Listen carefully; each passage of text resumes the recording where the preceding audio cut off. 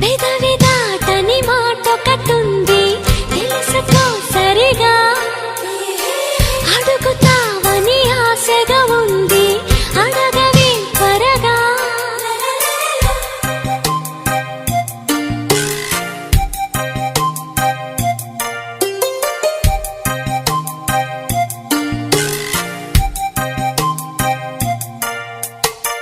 అడగరానిది ఏమిటి ఉంది తెలుపవా సరిగా, మనసు చాటున